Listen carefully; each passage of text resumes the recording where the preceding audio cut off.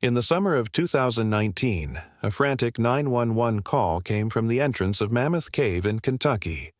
The caller, barely able to speak through hyperventilation, claimed to be the only survivor of a 12-person cave expedition that had gone terribly wrong. When rescue teams finally extracted him from the cave mouth, they found him clutching a helmet camera with corrupted footage and repeating the same phrase over and over. "They're still down there, but they're not the same anymore." What happened in those pitch-black depths over the next 72 hours would challenge everything we thought we knew about what lurks in the unexplored chambers beneath our feet. The footage recovered from various helmet cameras tells a story so disturbing that 3 rescue workers quit their jobs after reviewing it, and the cave system was quietly sealed off to the public just weeks later.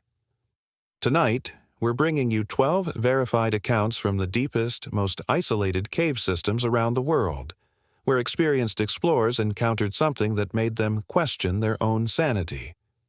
These aren't urban legends or campfire stories. These are documented incidents with witness testimonies, emergency response records, and, in some cases, physical evidence that investigators still can't explain.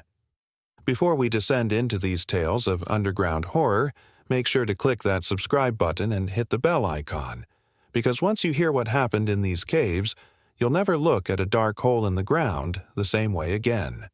Fair warning, what you're about to hear might make you reconsider ever going underground, even in the most well-mapped tourist caves, because sometimes the most terrifying discoveries are the ones that were never meant to be found. Story 1. Marcus Chen had been exploring caves for 15 years, mapping uncharted systems across the Pacific Northwest with methodical precision that had earned him respect among professional spelunkers worldwide. His reputation was built on never taking unnecessary risks and always following strict safety protocols, which made what happened to him in Crystal Falls Cave in Oregon all the more disturbing. On March 14, 2021, Marcus arrived at the cave entrance at dawn, equipped with his usual gear: 2 high-powered LED headlamps, backup batteries, emergency beacon, climbing rope, and enough supplies for a 12-hour expedition. Crystal Falls Cave was known for its pristine limestone formations and underground waterfalls, but large sections remained unmapped, presenting the perfect challenge for someone of Marcus's experience. He'd studied geological surveys for months, planned his route carefully, and even informed the local park service of his intended path through the cave system. The first 3 hours went exactly as planned. Marcus methodically documented passages, took photographs of unique formations, and carefully marked his route with biodegradable tape markers every 50 feet. The cave was everything he'd hoped: massive chambers with cathedral-like acoustics, delicate flowstone formations that looked like frozen waterfalls, and pools of crystal-clear water that reflected his headlamp beam like mirrors. He was particularly excited about discovering a chamber filled with rare helictites, twisted cave formations that seemed to defy gravity as they spiraled in impossible directions. Marcus spent nearly an hour photographing these formations, completely absorbed in his work, when disaster struck without warning. His primary headlamp, a military-grade unit that had never failed him in 5 years of cave exploration, suddenly died with a soft, electronic pop. The chamber plunged into darkness so complete it felt like being buried alive.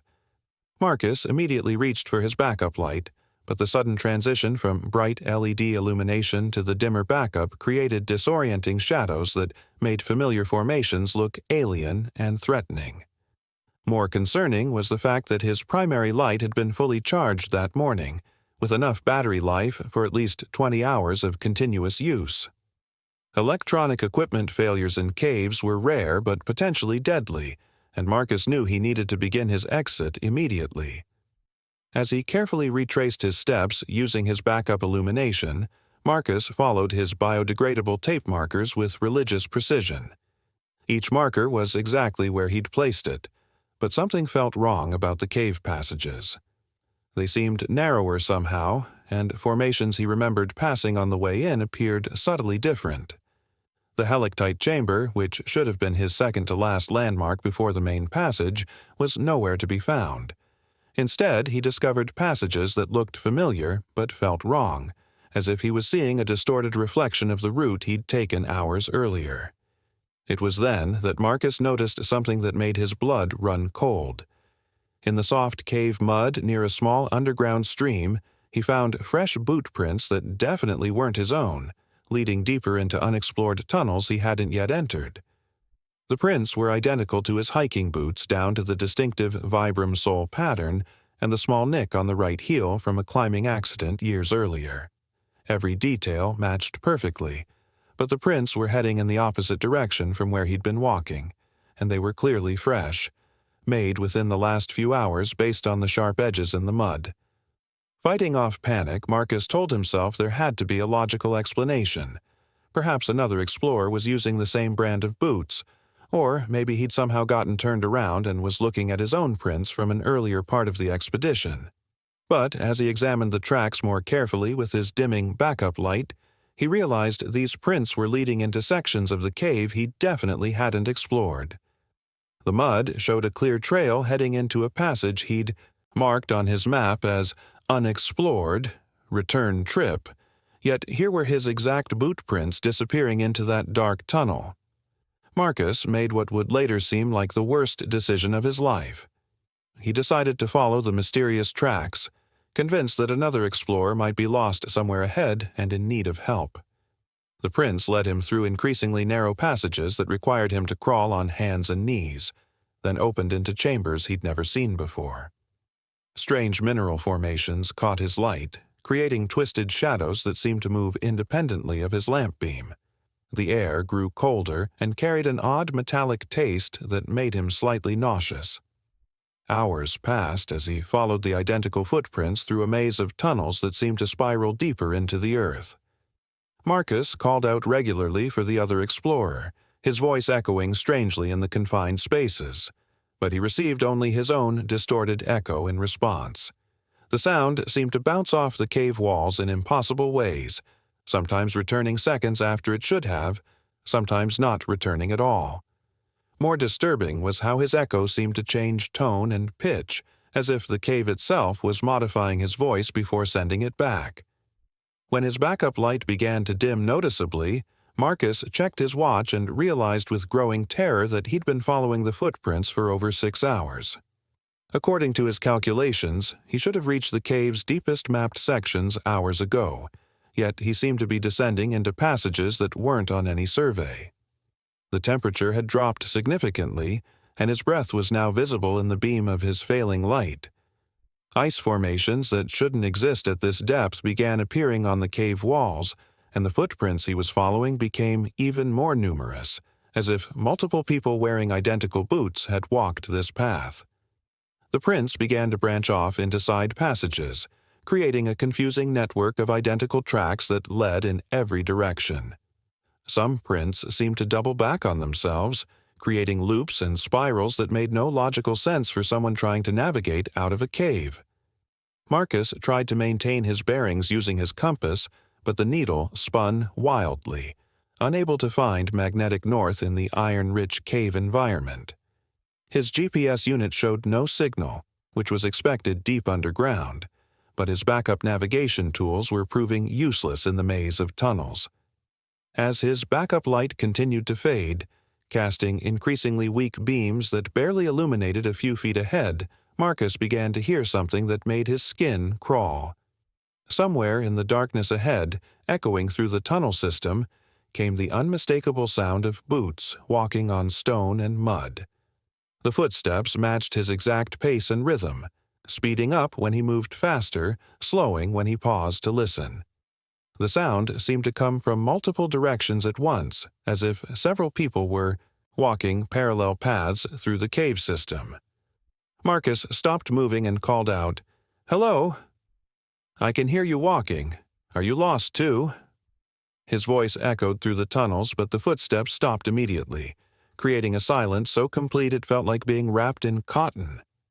In that deafening quiet, Marcus could hear his own heart pounding and the sound of water dripping somewhere in the distance. He waited for a response, but none came.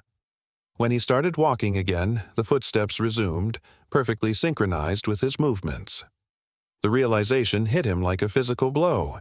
He'd been following his own footprints in circles for hours, but someone or something else had been walking behind him the entire time, perfectly mimicking his movements and creating additional tracks in the cave mud. The identical boot prints weren't from another explorer wearing the same boots.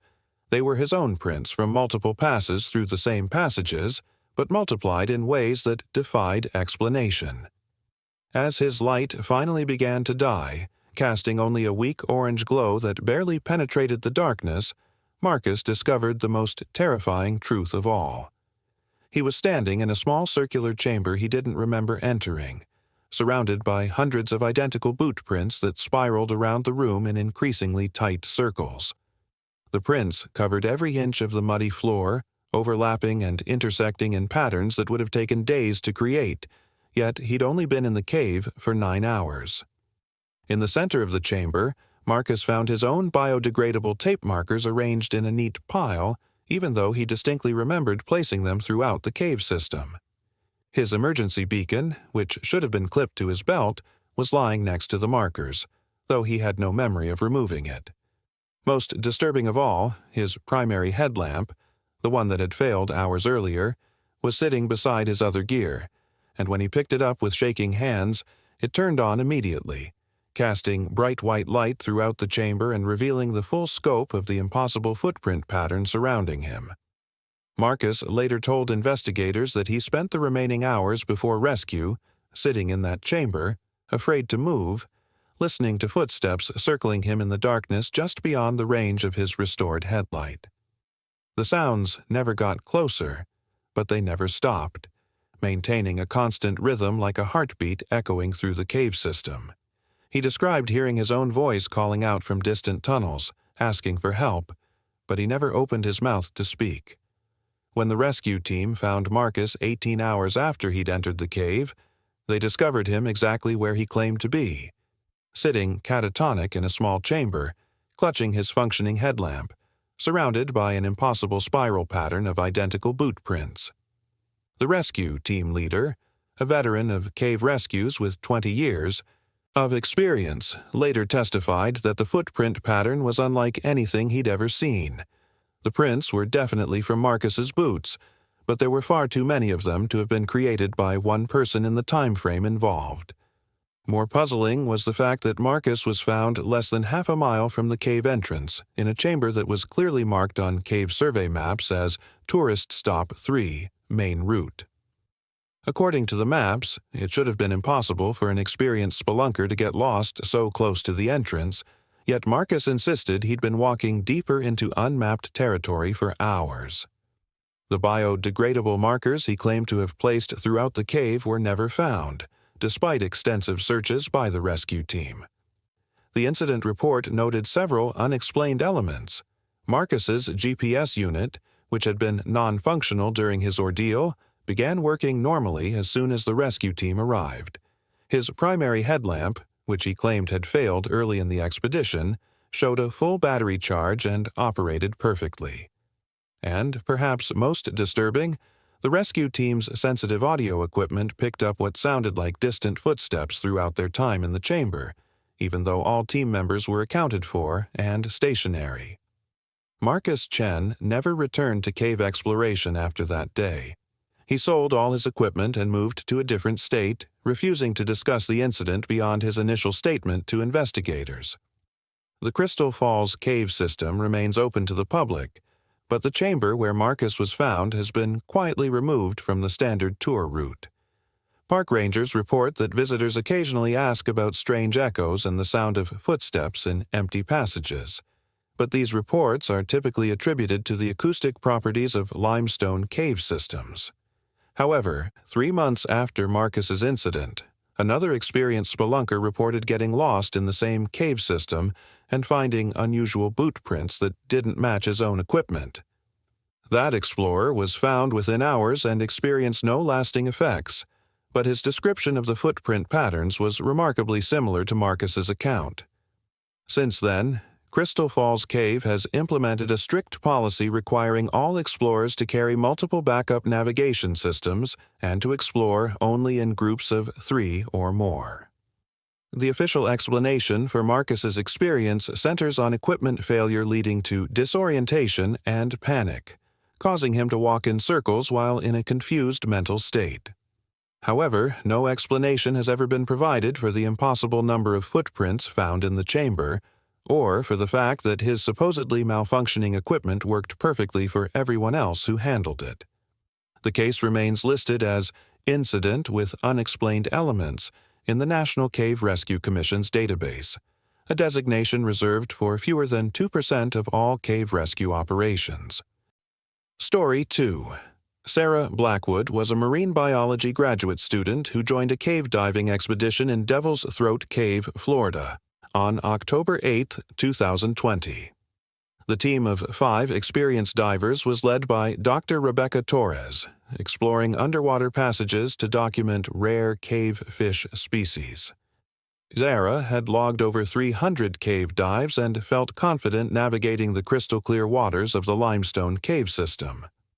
The dive began perfectly as they descended into the main chamber, their lights illuminating bioluminescent bacterial formations on the walls.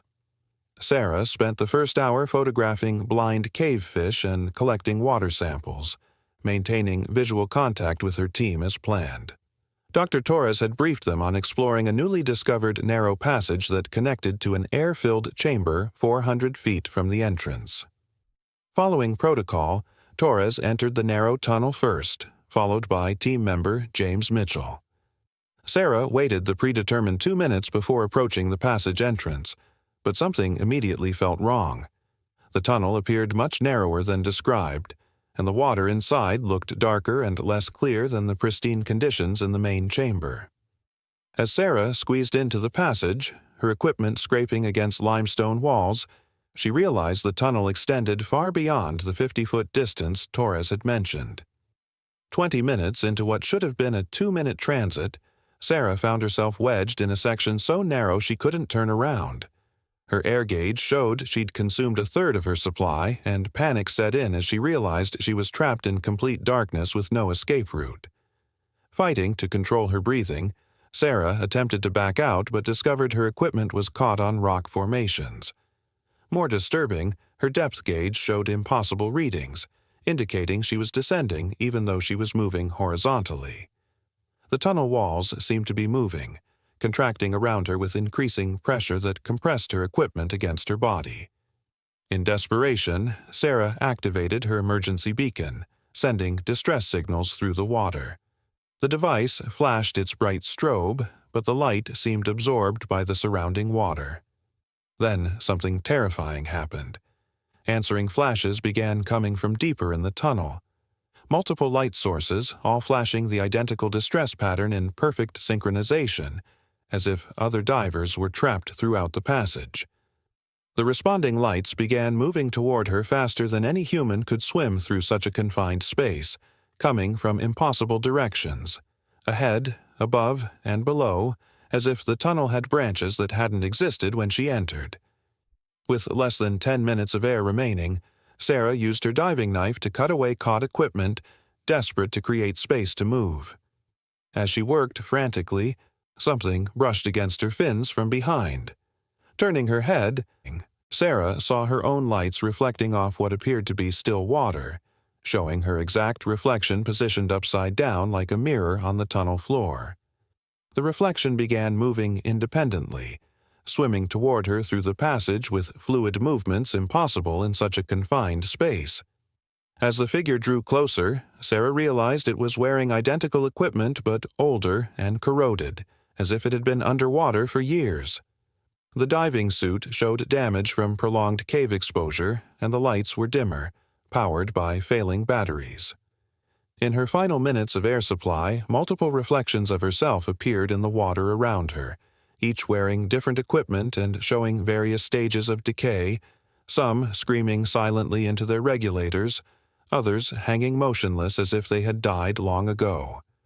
Her air ran out as the decomposing reflections reached for her with cold, lifeless hands. Sarah's last memory was being pulled deeper into the passage by figures that looked exactly like her, feeling herself becoming one of the reflections watching as a new version of herself entered the same terrifying cycle. The rescue team found Sarah 3 hours later, unconscious and floating in the main chamber with full air tanks and normally functioning equipment. Dr. Torres and Mitchell reported they had never entered any narrow passage and had been searching the main chamber when Sarah failed to follow the dive plan. Most puzzling was that detailed sonar mapping showed no narrow connecting passage existed where Sarah claimed to have been trapped. Sarah's diving computer recorded that she had remained stationary in the main chamber for 3 hours, never moving more than 50 feet from her entry point, registering no depth changes or emergency beacon activation. However, she suffered severe decompression sickness despite never exceeding safe depths, requiring immediate hyperbaric treatment for symptoms typically associated with much deeper dives. The photographs Sarah captured showed unexplained translucent figures wearing similar diving equipment in the background, not visible to any team members during the dive. 6 months later, Sarah abandoned her marine biology studies, unable to enter water deeper than a swimming pool without severe panic attacks. She reported recurring nightmares about being trapped underwater with multiple versions of herself and became convinced part of herself remained in Devil's Throat Cave. 2 years later, a professional diving instructor reported seeing a female diver matching Sarah's description in the main chamber, wearing corroded equipment and signaling distress. When he approached to help, the figure disappeared, but his camera captured frames showing what appeared to be Sarah Blackwood, still trapped and signaling for help in the depths of the cave she had left years earlier. Story 3. Daniel Rodriguez was a geologist specializing in cave mineral formations when he received permission to conduct a solo research expedition in Whispering Caverns, a remote cave system in West Virginia that had been sealed to the public for over 30 years following a series of unexplained accidents. On November 12, 2022, Daniel entered the cave armed with advanced geological equipment, planning a 4-day study of rare crystal formations that had only been documented in faded photographs from the 1980s. What he discovered in those depths would force authorities to permanently seal the cave and classify his research findings under a level of secrecy typically reserved for national security matters.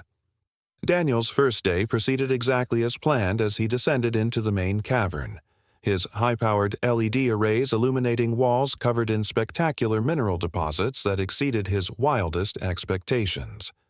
The cave contained formations of selenite crystals over 10 feet tall, creating a natural cathedral of translucent white spires that caught and refracted his lights into prismatic rainbows.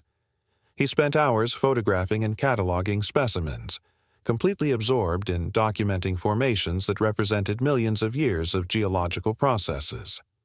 The cave's acoustics were remarkable, with even his quiet breathing creating subtle echoes that seemed to harmonize with the constant dripping of mineral-rich water.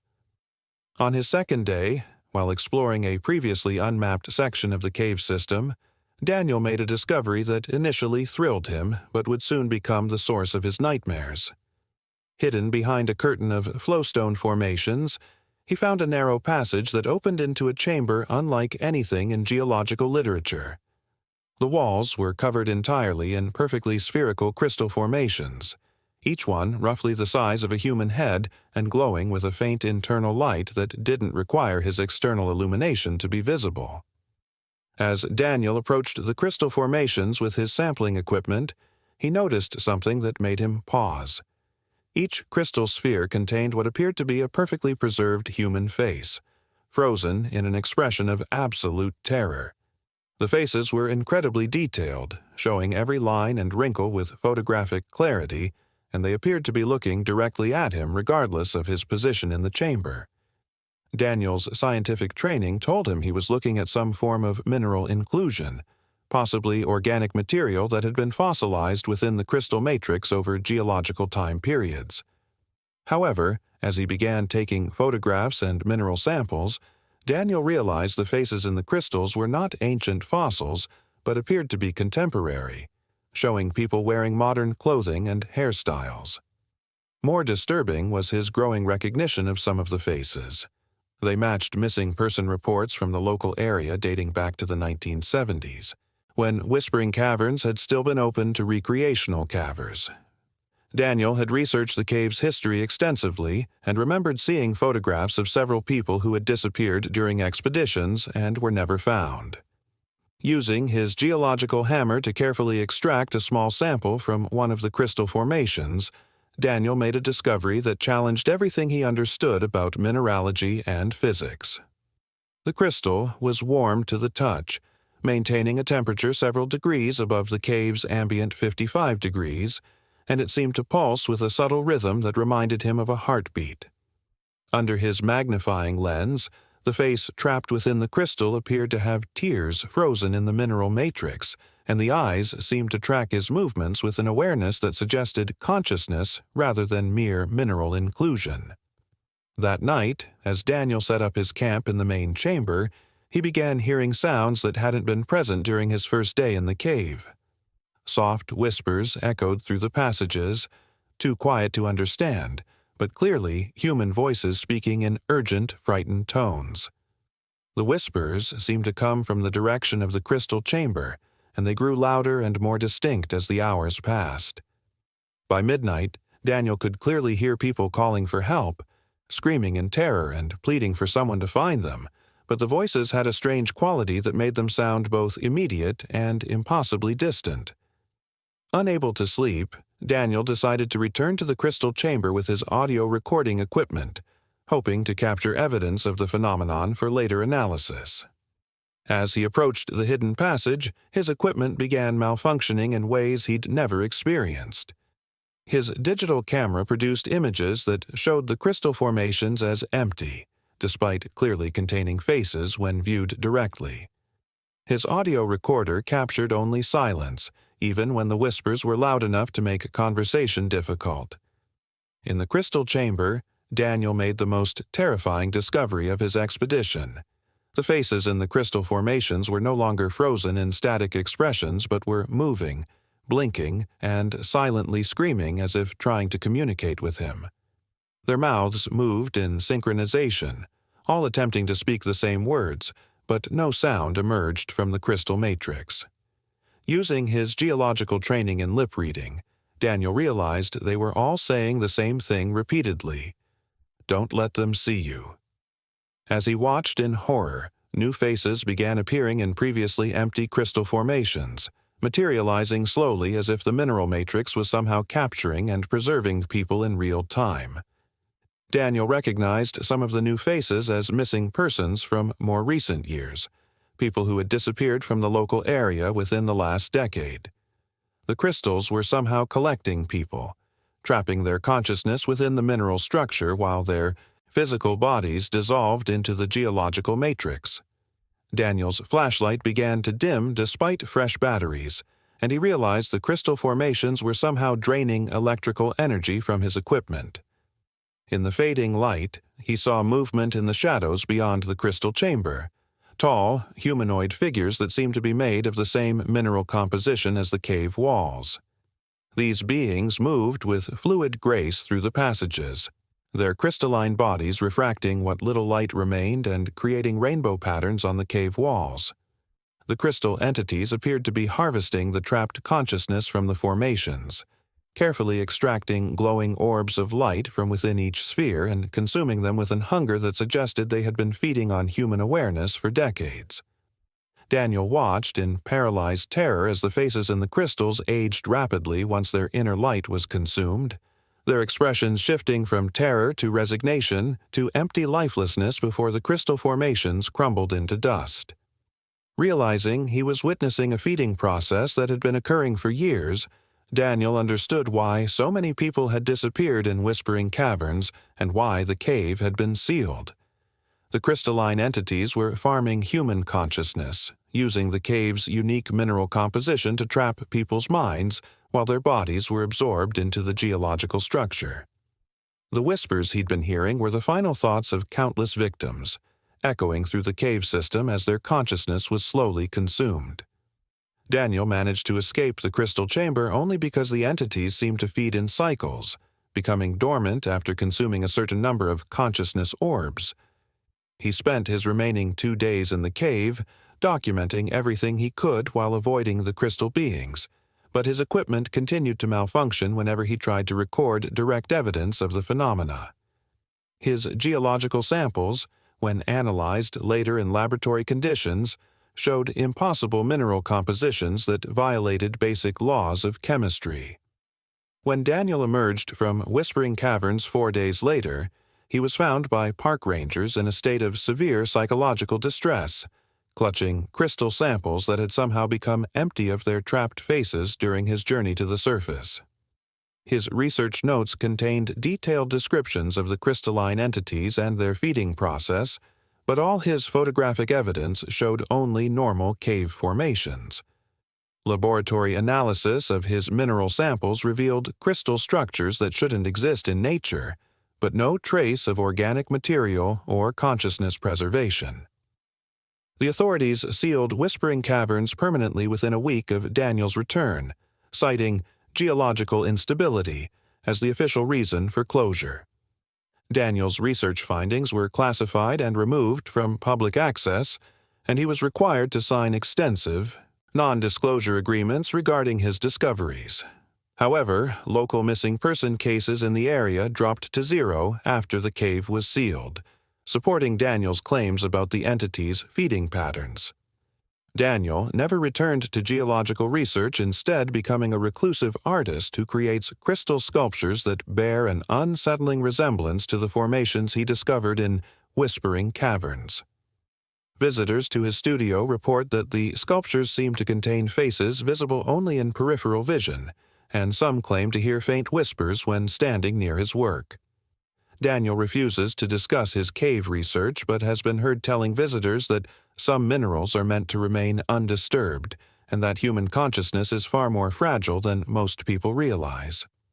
The official explanation for the incidents at Whispering Caverns focuses on psychological effects of prolonged cave exploration, including hallucinations caused by sensory deprivation and carbon dioxide buildup in poorly ventilated passages.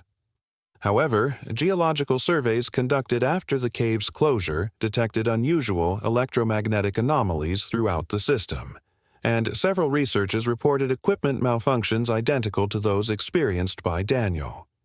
The cave remains sealed with concrete barriers, and the surrounding area has been quietly purchased by undisclosed government agencies to prevent any future exploration attempts. Story 4. Elena Vasquez was a professional cave rescue specialist with 12 years of experience when she received an emergency call on February 19, 2023, about a group of college students trapped in Blackwater Canyon Cave in Utah after a flash flood had sealed their exit route. Elena had successfully completed over 200 cave rescues during her career and was known for her ability to remain calm under the most dangerous conditions. But what she encountered during this rescue operation would force her to retire from cave work and seek intensive psychological treatment for trauma-related disorders. The initial emergency report indicated that 5 students from the University of Utah Geology Department had entered Blackwater Canyon for a routine educational expedition when an unexpected storm system caused rapid flooding in the cave's lower passages. The students had managed to reach higher ground within the cave system and were communicating with surface rescue teams through a narrow crevice, but rising water levels threatened to cut off all access routes within hours. Elena was part of a 3-person rescue team that included veteran cave specialist Mike Torres and emergency medical technician Jessica Chen, all equipped with specialized water rescue gear and emergency breathing apparatus.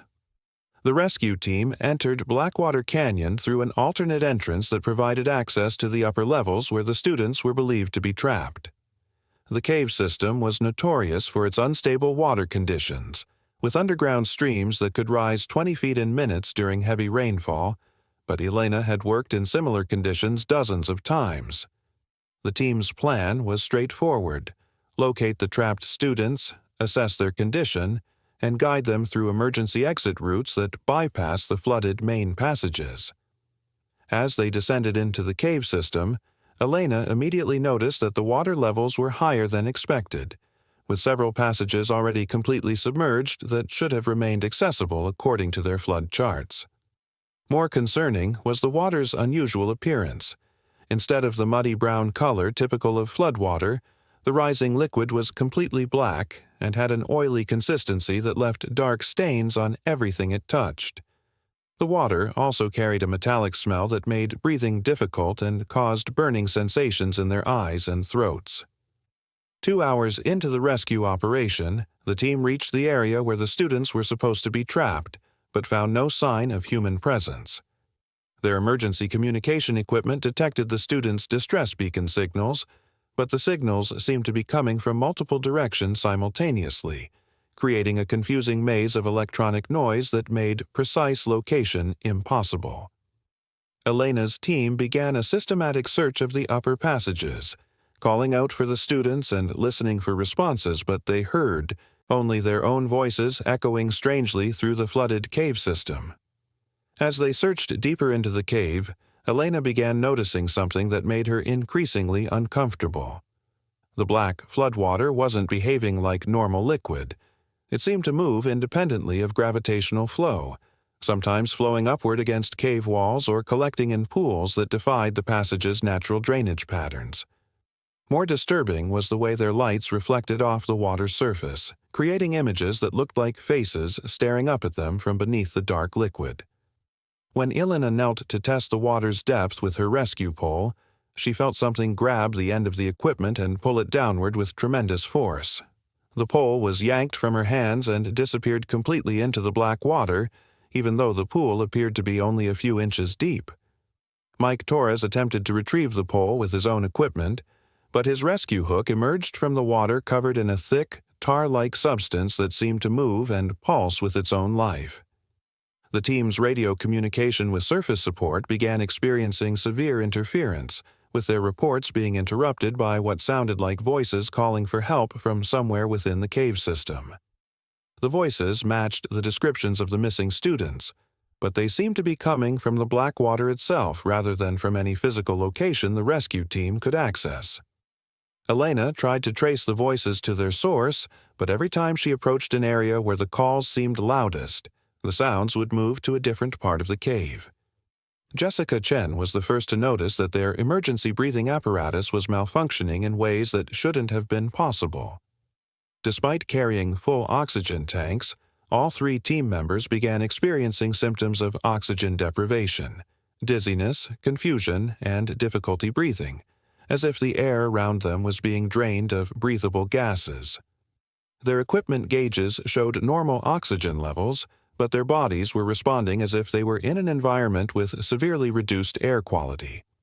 As the black water continued to rise, reaching levels that threatened to flood passages the team needed for their exit route, Elena made the decision to attempt direct contact with the trapped students using emergency diving procedures. She entered the black water wearing full protective gear, but immediately realized something was fundamentally wrong with the liquid. Instead of supporting her body weight like normal water, the black substance seemed to have variable density, sometimes thick enough to walk on, and other times thin enough that she sank rapidly toward the cave floor. Underwater, Elena's diving lights revealed an impossible sight that challenged her understanding of cave geology and physics. The black water extended far deeper than the cave's natural floor should have allowed, creating vast, underwater chambers that didn't exist on any cave survey. Within these impossible depths, Elena saw what appeared to be the missing students floating motionless, their bodies preserved perfectly but their eyes reflecting her lights with an unnatural brilliance that suggested consciousness despite their apparent death. The students appeared to be trying to communicate with her, their mouths moving in silent speech and their hands gesturing desperately toward something deeper in the black water. Following their gestures, Elena discovered that the liquid wasn't water at all but some form of living substance that had invaded the cave system. The black material pulsed and flowed with purposeful movement, and Elena realized it was somehow feeding on the students, preserving their bodies while consuming their life force in a process that kept them aware but unable to escape. Elena's diving equipment began failing as the black substance infiltrated her breathing apparatus and diving suit. The material seemed to be acidic, dissolving her protective gear while simultaneously trying to enter her body through any available opening.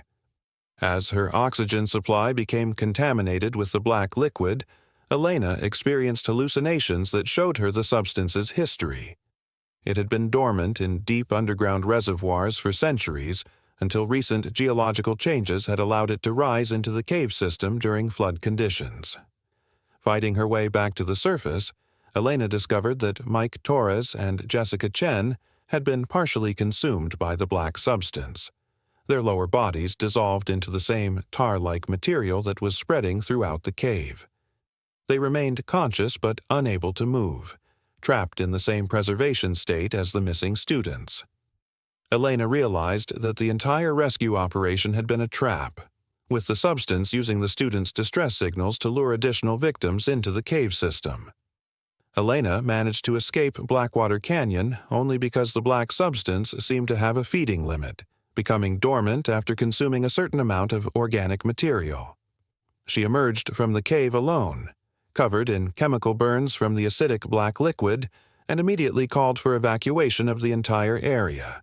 Her rescue equipment showed impossible readings, depth measurements that exceeded the cave's known dimensions and atmospheric readings that indicated the presence of gases unknown to science. The official rescue report classified the incident as a chemical contamination event caused by industrial pollutants released during the flash flood. The 5 missing students and Elena's 2 team members were declared victims of toxic exposure, and Blackwater Canyon was permanently sealed with concrete barriers. However, Elena's detailed testimony about the living black substance was suppressed from public records, and she was required to undergo extensive psychological evaluation before being released from emergency medical care. Elena never returned to cave rescue work, instead becoming an advocate for stricter cave safety protocols and geological monitoring systems. She reports recurring nightmares about being trapped in black water and claims to still taste the metallic flavor of the substance years after her exposure. Most disturbing are Elena's reports that she occasionally receives radio calls on emergency frequencies from voices that match her missing team members, calling for rescue from somewhere deep underground. Local authorities continue to monitor the sealed Blackwater Canyon for signs of geological activity, and several unexplained incidents have been reported in the area since Elena's rescue attempt. Hikers have reported finding pools of black water in areas where no water sources should exist, and emergency responders have received multiple false alarms distress calls that trace back to the sealed cave system. While the official explanation focuses on chemical contamination and psychological trauma, the complete absence of any industrial facilities in the area has never been adequately explained, leaving Elena's account as the only detailed record of what actually occurred in the depths of Blackwater Canyon. Story 5. Thomas Garrett was a documentary filmmaker specializing in extreme environments when he decided to create a film about solo cave exploration in the remote Harrington Depths cave system in Montana, a decision that would result in footage so disturbing that it was immediately confiscated by federal authorities and classified at the highest levels of government secrecy. On March 7, 2021, Thomas entered the cave alone, carrying professional filming equipment, planning to document the psychological challenges of extended isolation in underground environments for what he hoped would be an award-winning independent film. Thomas had spent months preparing for the expedition, studying the cave's layout and installing emergency communication systems at key points throughout the accessible passages. The Harrington Depths system was known for its incredible acoustic properties, with some chambers capable of amplifying whispers into thunderous echoes, making it perfect for the atmospheric documentary he envisioned. His plan was to spend 5 days alone in the cave, filming his psychological journey as he pushed deeper into unexplored territories while maintaining detailed audio logs of his mental state. The first 2 days proceeded exactly as Thomas had planned, with his high-definition cameras capturing spectacular footage of limestone formations and underground waterfalls that had never been professionally filmed. His audio logs documented the expected psychological effects of cave isolation, initial excitement giving way to mild anxiety as the constant darkness began affecting his circadian rhythms. Thomas was particularly pleased with the cave's natural acoustics, which added an ethereal quality to his narration that he knew would create powerful emotional impact in the final documentary. On his third day, while exploring a previously unmapped section of the cave system, Thomas discovered something that initially excited him, but would soon become the source of pure terror. Hidden behind a wall of flowstone formations, he found a chamber that contained what appeared to be professional film equipment from several decades earlier. Cameras, lights, and recording devices that showed signs of long-term cave exposure but were still partially functional. The equipment was far more advanced than what should have been available in the 1970s or 1980s, featuring digital components and battery systems that wouldn't be invented for years after the equipment's apparent age. As Thomas examined the mysterious filming gear, he discovered that some of the devices were still recording, their memory systems containing footage that made his blood run cold. The recorded material showed the same cave passages he'd been exploring, but filmed from impossible perspectives. Cameras positioned in locations no human could reach, capturing footage of people moving through the cave system at times when no expeditions were scheduled. More disturbing was the fact that some of the footage appeared to show Thomas himself, filmed during his current expedition, but from angles that suggested cameras had been following him without his knowledge. Thomas's excitement about finding historic cave footage quickly turned to horror as he reviewed more of the recorded material.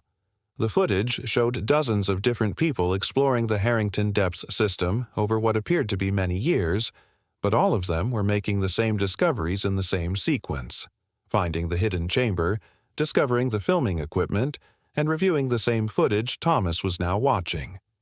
Each person showed identical reactions of confusion, excitement, and growing terror as they realized they were trapped in some form of recurring cycle. The most terrifying revelation came when Thomas found footage of himself from expeditions he had no memory of making. The recordings showed him entering the cave on multiple occasions, wearing different clothing and carrying different equipment, but always following the same route and making the same discoveries. In some footage he appeared younger, in others older, and in the most disturbing recordings he looked exactly as he did now, but was clearly exhausted and desperate, as if he had been trapped in the cave for weeks or months. Thomas's professional filming equipment began malfunctioning in ways that defied explanation, producing footage that showed events before they happened and recording sounds that weren't audible to his ears. His cameras captured conversations with people who weren't there, showing Thomas responding to questions and comments from invisible speakers. Most disturbing was his growing realization that he was having those conversations, responding to voices only his equipment could detect, engaging in detailed discussions about cave exploration with entities that existed only on his recorded footage. As Thomas reviewed hours of his own recordings, he discovered that his audio logs contained information he had no memory of speaking. The recordings documented cave passages he hadn't explored, described equipment he hadn't found, and included detailed conversations with other explorers who supposedly weren't in the cave system. His voice on the recordings discussed plans to meet other expedition members at specific locations, but Thomas had entered the cave completely alone and had encountered no other people during his time underground. The cave's acoustic properties began working against Thomas in ways that transformed his documentary project into a psychological nightmare. His own voice, recorded hours or days earlier, began echoing through the cave passages at volumes and frequencies that shouldn't have been possible. The echoes weren't simple repetitions but seemed to be edited versions of his audio logs, with words rearranged to create new sentences and conversations that he had never actually spoken. The cave was somehow using his own recordings against him, creating an audio environment that made distinguishing between real and recorded sounds impossible. Thomas attempted to leave the cave system on his fourth day, but discovered that his carefully marked exit route led to passages that didn't match his original entry path. The cave layout seemed to have changed during his stay, with familiar chambers appearing in wrong locations and passages leading to dead ends where clear routes should have existed. His GPS equipment showed impossible readings, indicating that he was somehow moving between different cave systems despite never leaving the original passages. Most horrifying was Thomas's discovery that he was no longer alone in the cave. His cameras captured footage of other versions of himself exploring different sections of the cave system simultaneously, each one following slightly different routes but all working toward the same goal of documenting the underground environment. These duplicate versions appeared to be from different time periods, some showing Thomas as he had looked years earlier, others showing him aged and worn from extended cave exposure. The different versions of Thomas began encountering each other in the cave passages, creating impossible situations where multiple copies of the same person existed in the same location. His cameras recorded conversations between these different versions, with each one convinced they were the original Thomas and the others were either hallucinations or some form of cave-generated duplicates. The conversations revealed that some versions had been trapped in the cave system for weeks or months, constantly discovering the same hidden chamber and the same mysterious filming equipment in an endless cycle. Thomas's final recordings, recovered by rescue teams who found his equipment but never located his body, show him realizing the truth about Harrington Depths' cave system.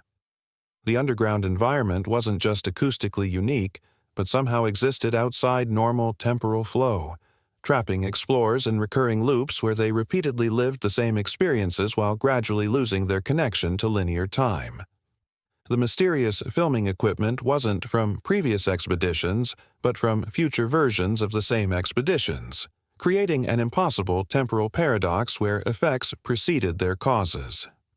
The rescue team that entered Harrington Depths to search for Thomas found his professional cameras arranged in the same hidden chamber he had described, still recording but showing only empty cave passages.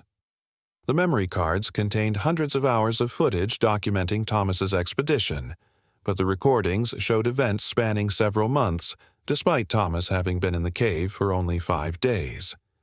Most disturbing was footage that appeared to show the rescue team's own search efforts, recorded before they had entered the cave system. Thomas Garrett was never found, despite extensive searches that covered every accessible passage in the Harrington Depths system. His professional filming equipment continued recording for weeks after his disappearance, capturing footage of empty cave passages but occasionally showing brief glimpses of someone matching Thomas's description moving through distant tunnels. The recordings also captured audio that appeared to be Thomas's voice providing documentary narration, but describing cave expeditions that took place in future dates. The Harrington Depths cave system was sealed permanently following Thomas's disappearance, with the official explanation citing geological instability and dangerous atmospheric conditions. However, seismic monitoring equipment installed around the sealed entrance continues to detect regular activity patterns that suggest ongoing movement within the cave system. Most disturbing are reports from monitoring station personnel who claim to occasionally receive radio transmissions that appear to be Thomas continuing his documentary narration, describing cave exploration experiences that grow increasingly desperate and confused as time passes. The footage recovered from Thomas's equipment remains classified by federal authorities, but sources familiar with the material report that it contains evidence of temporal anomalies that challenge basic understanding of physics and causality. The official incident report concludes that Thomas experienced psychological breakdown due to extended isolation, leading to equipment malfunction and ultimately fatal disorientation. However, the complete absence of his physical remains and the ongoing mysterious recording suggest that Thomas Garrett may still be trapped somewhere in the depths of Harrington Depths, endlessly documenting cave expeditions that exist outside normal time and space. Story 6. Amanda Pierce was a microbiologist researching extremophile bacteria in isolated cave environments when she volunteered for a 2-week expedition to study microbial life in Shadowmere Cave, New Mexico, in August 2022. What began as routine scientific research into organisms that could survive in complete darkness and minimal nutrients became a terrifying encounter with something that challenged her understanding of life itself. Amanda had spent 3 years studying cave ecosystems and was particularly interested in bacteria that might provide insights into potential life on other planets, making Shadowmere's unique chemical environment perfect for her doctoral research. Shadowmere Cave was known among researchers for its unusual atmospheric composition, with higher-than-normal concentrations of methane and hydrogen sulfide that created perfect conditions for chemosynthetic bacteria. Amanda entered the cave system with sterile collection equipment, portable laboratory gear, and enough supplies for extended underground research. Her plan was to collect samples from various depths and analyze bacterial colonies that had evolved in complete isolation from surface ecosystems for potentially millions of years. The first week of Amanda's expedition proceeded exactly as expected, with her discovering several previously unknown bacterial species that thrived in the cave's toxic atmosphere. Her portable microscope revealed microorganisms with unusual cellular structures that appeared to communicate with each other through chemical signals, creating complex colonies that behaved almost like multicellular organisms despite being single-celled bacteria. Amanda was particularly fascinated by bacteria that seemed to respond to her presence, clustering around her collection sites and exhibiting behavior patterns that suggested primitive intelligence. On her 8th day in the cave, while collecting samples from a deep chamber that required technical climbing to reach, Amanda made a discovery that initially excited her, but would soon become the source of nightmares that ended her scientific career. In a pool of mineral-rich water heated by geothermal activity, she found bacterial colonies that had organized themselves into complex geometric patterns covering the entire pool surface. The patterns were too precise and mathematical to be natural formations, suggesting some form of intentional design that implied intelligence far beyond what single-celled organisms should possess. As Amanda collected samples from the organized bacterial colonies, she noticed that the patterns began changing in response to her presence. The bacteria rearranged themselves into new configurations that seemed to mirror her movements, creating spiral formations when she moved in circles and linear patterns when she walked in straight lines. More disturbing was her realization that the bacterial colonies were somehow observing her, responding to her actions before she completed them, as if they could predict her movements through some form of collective intelligence. Amanda's microscopic analysis of the bacterial samples revealed cellular structures that shouldn't exist according to current biological understanding. The organisms possessed complex internal organization similar to neural networks, with individual bacteria connected through microscopic filaments that allowed them to share information instantaneously across vast colonies.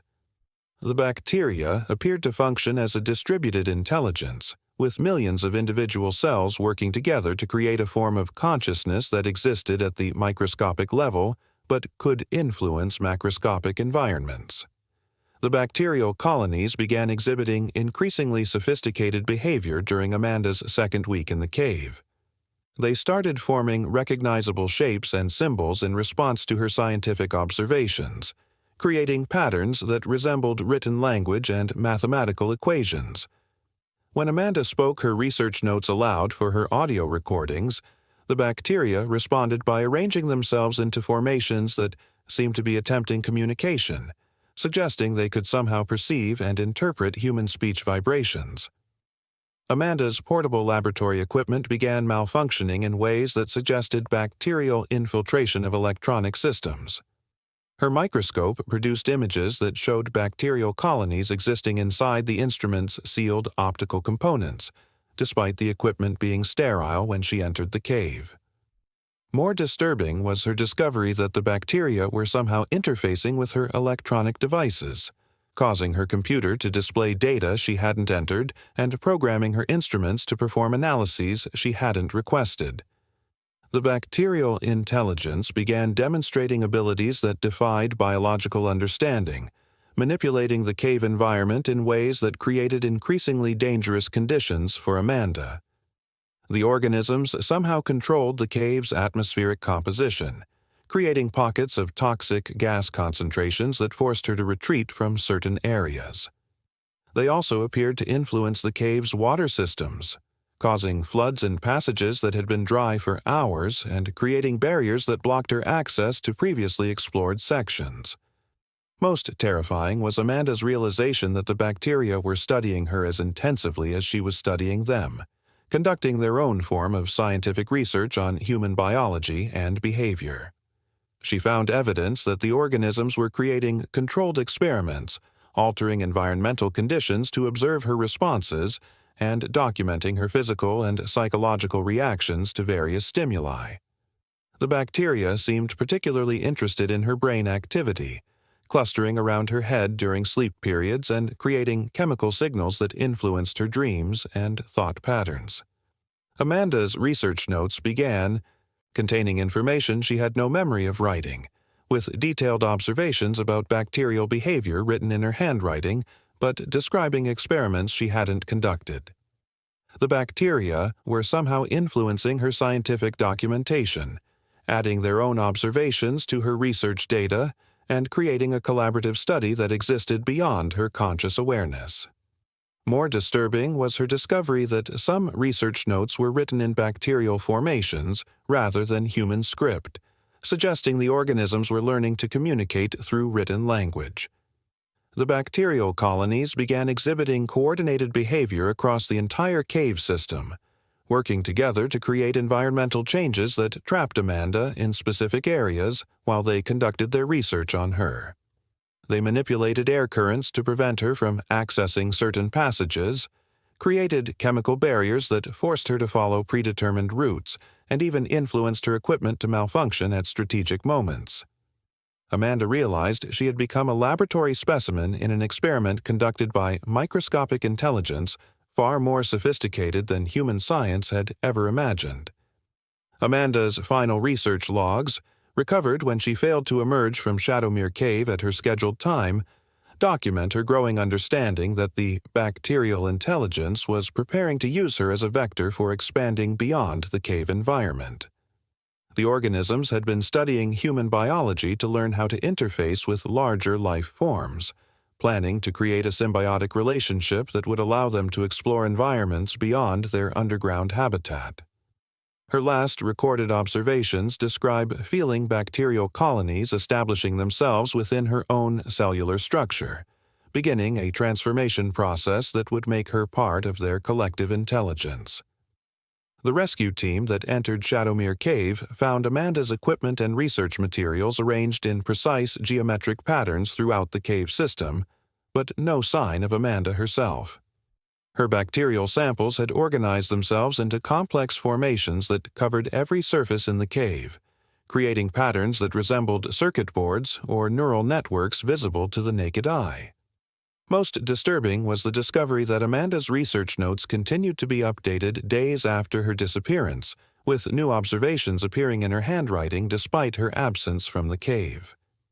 Amanda Pierce was never found, despite searches that covered every accessible area of Shadowmere Cave. However, the bacterial colonies she had been studying showed dramatic changes following her disappearance, exhibiting new behaviors that suggested they had acquired knowledge about surface environments and human technology.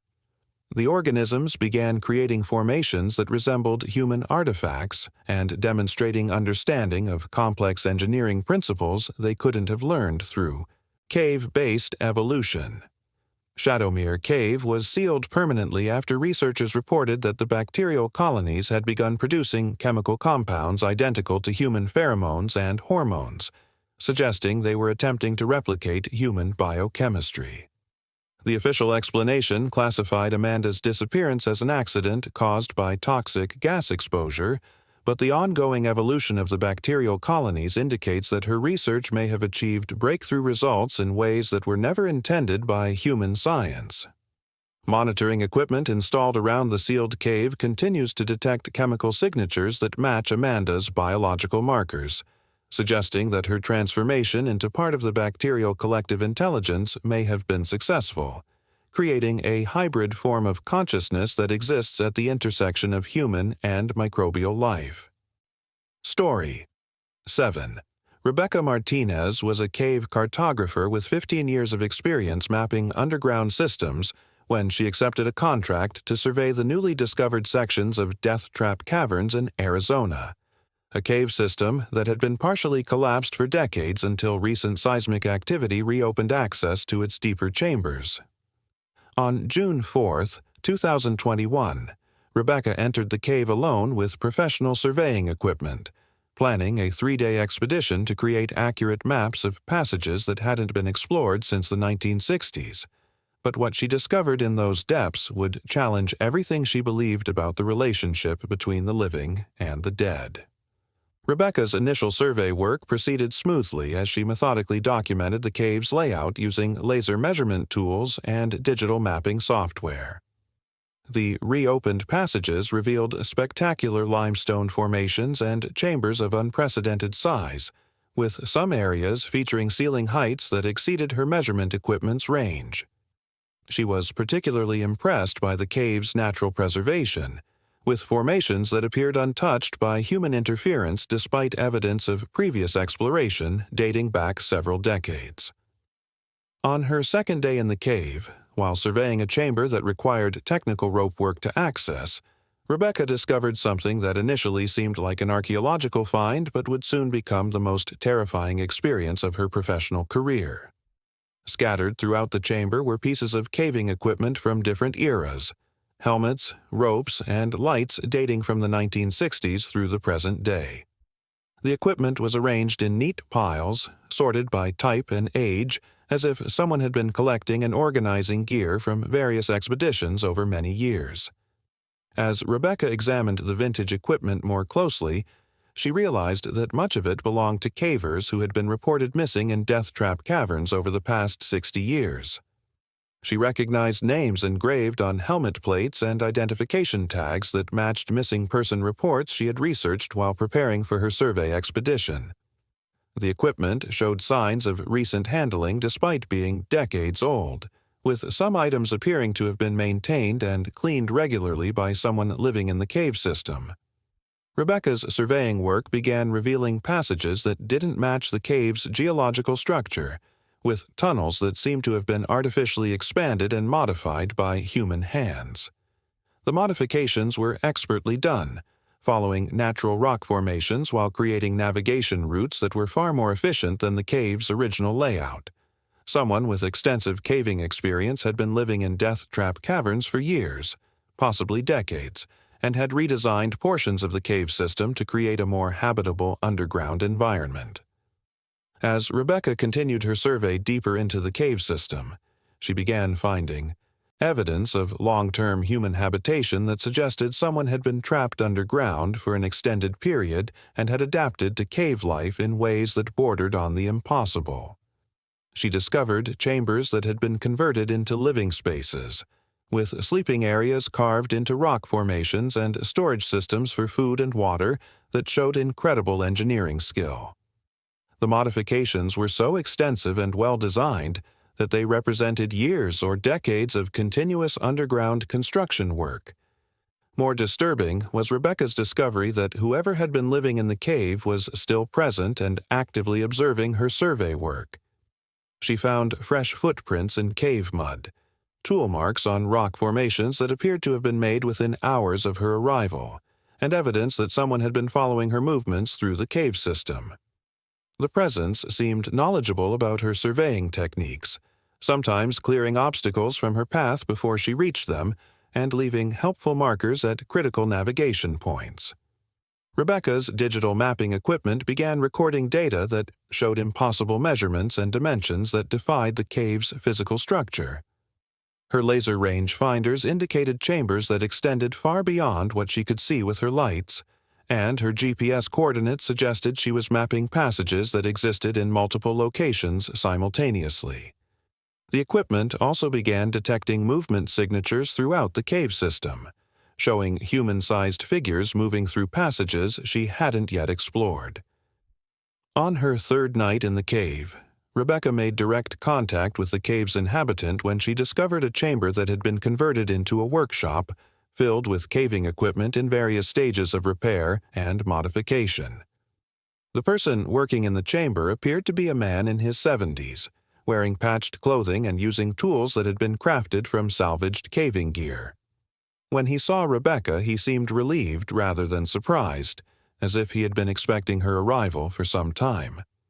The man introduced himself as Howard Kellman, a cave explorer who claimed to have entered Death Trap Caverns in 1963 as part of a research expedition that had gone wrong when the cave's entrance collapsed, trapping him underground.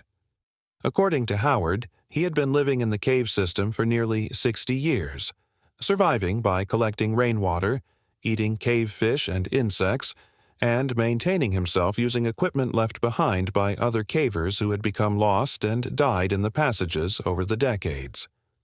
Howard's story became more disturbing as he explained his survival methods to Rebecca. He claimed that the cave system was much larger than any surface surveys had indicated, with passages that connected to other cave networks across hundreds of miles of underground territory.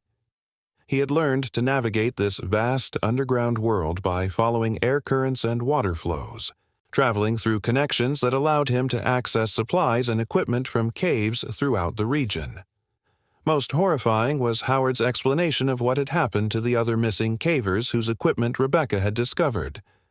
According to him, Death Trap Caverns was a nexus point where lost cavers from multiple cave systems eventually ended up, drawn by air currents and underground water flows that created a natural trap for anyone who became seriously lost underground. Over the decades, dozens of lost cavers had found their way to Howard's chamber, but most arrived in such poor physical condition that they died shortly after reaching what should have been safety. Howard had been burying the dead cavers in a chamber he called the Memorial Room, maintaining detailed records of everyone who had died under his care and preserving their equipment in hopes that someday rescue teams would find the cave and the families of the deceased would learn what had happened to their loved ones. He showed Rebecca notebooks containing names, dates, and personal information about 63 different cavers who had died in his presence over the years, creating a comprehensive database of cave-related disappearances that spanned multiple states. Rebecca's surveying equipment began malfunctioning in ways that suggested interference from electromagnetic fields generated by large amounts of metal equipment stored throughout the cave system. Her digital cameras produced images that showed additional people in the memorial chamber, translucent figures that appeared to be the spirits of dead cavers standing among their preserved equipment. The images were clear and detailed, showing people wearing caving gear from different eras, but these figures weren't visible to Rebecca's naked eye during the actual photography. As Rebecca spent more time with Howard, she began to suspect that his story contained elements that couldn't be verified through normal means. His physical condition was far too good for someone who had been living underground for 60 years, and his knowledge of recent caving techniques and equipment suggested he had somehow maintained contact with surface developments despite being trapped. More disturbing was his intimate knowledge of Rebecca's own background and surveying methods, as if he had been preparing for her specific arrival, rather than simply hoping for any rescue. Howard's behavior became increasingly strange as he showed Rebecca through different areas of his underground domain. He spoke to empty air as if conversing with people who weren't there, and he frequently referred to the dead cavers as if they were still alive and helping him maintain the cave system. His workshop contained far more equipment than could have been carried by the missing cavers, suggesting he had access to supplies through means he wasn't explaining to Rebecca. Rebecca's final survey data, recovered when she emerged from Death Trap Caverns, 3 days later, contained measurements and observations that geological experts declared impossible. Her maps showed cave passages that extended far beyond the known limestone formations in the area, and her equipment had recorded atmospheric readings that indicated the presence of gases that shouldn't exist in natural cave environments.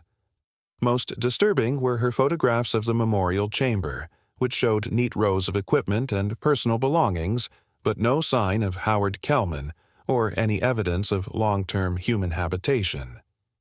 When Rebecca led a rescue team back to Death Trap Caverns to verify Howard's presence and recover the remains of the missing cavers, they found the cave system exactly as it appeared on standard geological surveys, with no evidence of the extensive modifications Rebecca had documented. The memorial chamber existed, but it contained only a few pieces of old caving equipment and no sign of the workshop or living spaces Rebecca had described in detail. Howard Kellman was never found, despite extensive searches of the cave system and verification of Rebecca's survey data. Research into missing cavers from the past 60 years confirmed that many of the people Rebecca claimed to have learned about from Howard had indeed disappeared in cave systems throughout the region, but no centralized records of their fates had ever been maintained.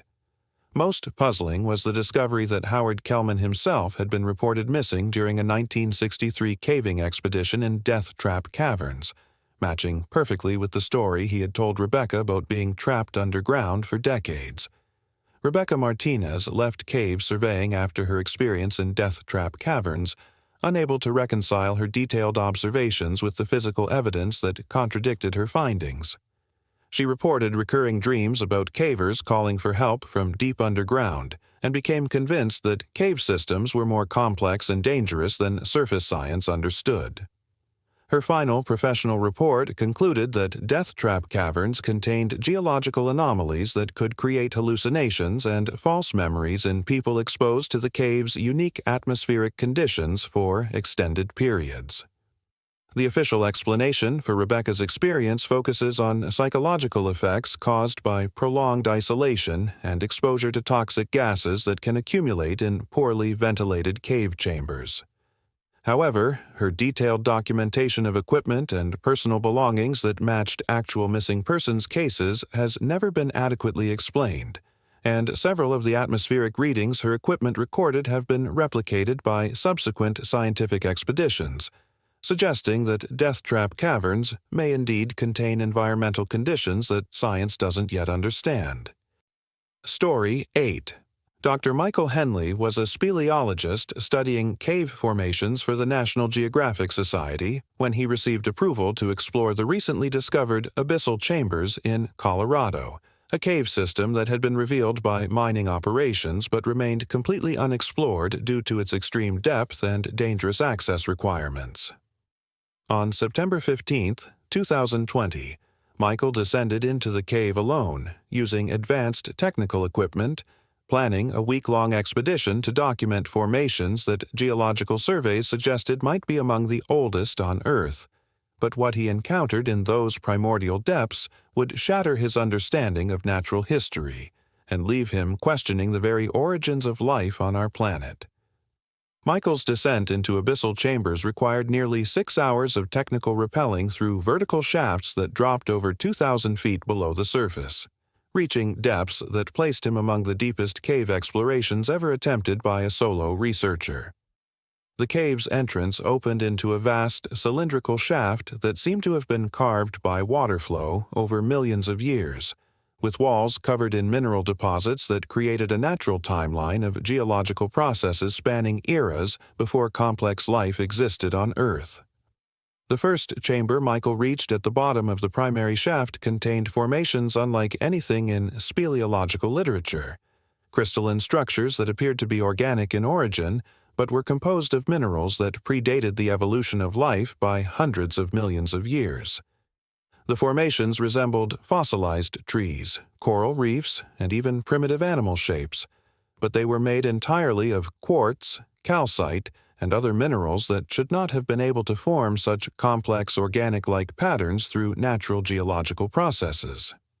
As Michael documented these impossible formations with his cameras and sample collection equipment, he began noticing that the cave's structure defied fundamental principles of geology. The chambers were arranged in patterns that resembled biological systems, networks of passages that looked like circulatory systems, caverns positioned like organ chambers, and connections between different areas that functioned like neural pathways. The entire cave system appeared to be structured like a massive organism rather than a natural geological formation. Michael's scientific instruments began recording data that challenged his understanding of physics and chemistry. His spectrometer detected organic compounds in the cave's mineral formations that shouldn't exist in non-living rock structures, including complex proteins and amino acid chains that suggested biological activity in environments where life was theoretically impossible. Temperature readings showed variations throughout the cave system that followed patterns similar to metabolic processes in living organisms. On his third day in the cave, while exploring chambers that required underwater diving through flooded passages, Michael discovered formations that appeared to be breathing. Large, crystalline structures expanded and contracted in regular rhythms that resembled respiratory function, creating subtle air currents throughout the cave system that suggested the entire underground network was somehow alive. The breathing patterns were slow and deep, occurring over periods of several minutes, as if the cave existed on a completely different temporal scale than surface life. Michael's diving equipment began malfunctioning in ways that suggested the cave's water systems were actively responding to his presence.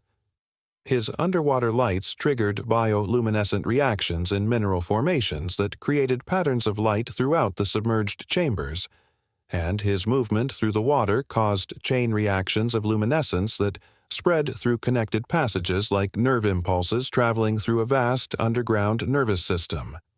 The cave's acoustic properties began producing sounds that resembled biological functions rather than typical geological noise. Michael recorded deep, rhythmic pulsing that sounded like a massive heartbeat echoing through the entire cave system, with the rhythm varying in response to his activities and movements. When he spoke or made noise, the cave seemed to respond with harmonic frequencies that suggested some form of primitive communication or awareness. Most disturbing was Michael's discovery that the cave was actively modifying its own structure in response to his exploration. Passages that he had carefully mapped and marked changed configuration overnight, with new connections appearing between chambers and previous routes becoming blocked by mineral growth that occurred far too rapidly to be natural. The cave seemed to be learning from his movements and adapting its layout to guide or control his exploration pattern. Michael's geological samples, when analyzed using portable testing equipment, showed mineral compositions that violated basic chemistry principles. The rock samples contained isotopic ratios that suggested they had formed under conditions that couldn't exist on Earth, with pressure and temperature combinations that would only be possible in the cores of massive planets or inside stellar environments. The cave appeared to be composed of materials that originated somewhere other than Earth's normal geological processes. As Michael ventured deeper into the cave system, following passages that seemed to spiral toward the planet's core, he began experiencing physiological changes that suggested exposure to unknown environmental factors. His metabolism slowed dramatically, allowing him to function on much less food and water than should have been possible during such physically demanding exploration.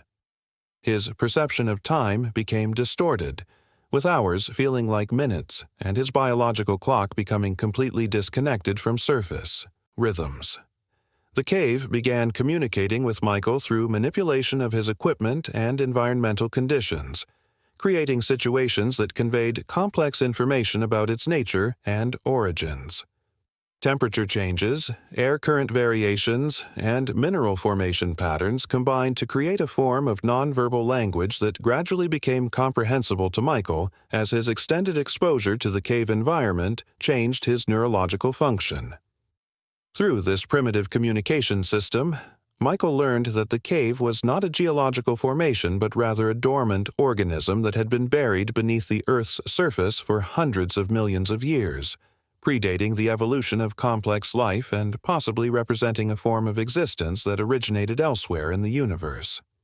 The organism had been waiting in hibernation until environmental conditions became suitable for reawakening, and human mining operations had finally disturbed its rest.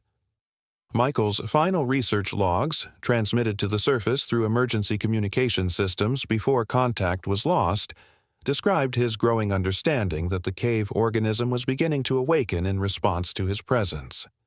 The breathing patterns were becoming more frequent, the heartbeat sounds were growing stronger, and new passages were forming throughout the system as the creature began to stretch and move after eons of dormancy. Michael realized that his exploration had triggered an awakening process that could have catastrophic implications for surface life. The last transmission from Michael's equipment suggested that he had chosen to remain in the cave to continue studying the awakening organism, despite the obvious dangers to his own survival.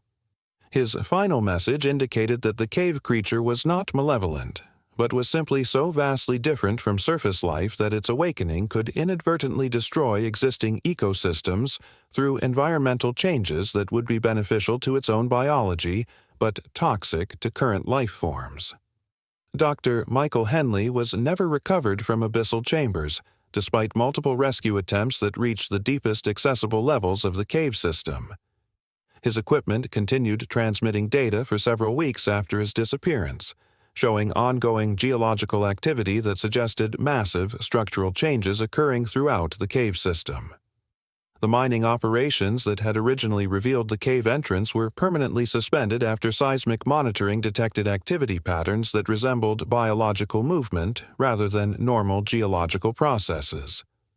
The official explanation for Michael's disappearance focuses on equipment failure and the extreme technical challenges of deep cave exploration. But geological surveys of the area continue to show unexplained changes in subsurface structures that suggest ongoing activity within the cave system. Seismic monitoring stations detect regular pulses that originate from the cave's location and spread outward through underground rock formations, creating vibration patterns that some researchers privately compare to the circulation systems of massive organisms. Environmental monitoring around the former cave entrance has detected atmospheric changes that include increased oxygen levels and the presence of organic compounds that don't match any known surface biological processes. These changes suggest that whatever Michael discovered in abyssal chambers may still be active and gradually influencing surface environmental conditions in ways that could have far-reaching implications for life on Earth. Story 9. Jennifer Walsh was a professional cave photographer specializing in extreme underground environments when she accepted a commission to document the pristine beauty of Midnight Hollow Cave in Tennessee for a National Geographic feature article.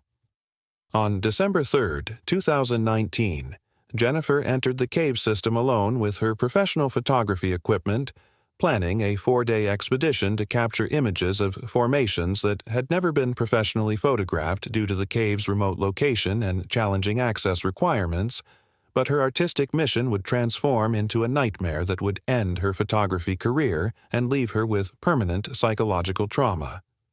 Jennifer's photography work began excellently as she descended into Midnight Hollow's main chambers, which exceeded all expectations with their spectacular arrays of stalactites, flowstone cascades, and crystal formations that created natural sculptures worthy of the world's finest art galleries. Her high-resolution cameras captured images that revealed details invisible to the naked eye, showing mineral patterns and color variations that transformed the cave into an underground cathedral of geological artistry. On her second day in the cave, while photographing a chamber filled with rare helictite formations that twisted in impossible spirals defying gravity, Jennifer discovered something that initially seemed like the perfect artistic opportunity, but would soon become the source of terror that haunted her for years afterward. Her camera's flash illuminated areas of the chamber that appeared to contain human figures positioned among the rock formations. But when she looked directly at these areas without her camera, she saw only normal cave structures. Jennifer's professional instincts told her she was experiencing a common phenomenon where camera flashes could create pareidolia, the tendency to see familiar shapes in random patterns, but as she continued photographing throughout the chamber, the human figures in her images became increasingly clear and detailed.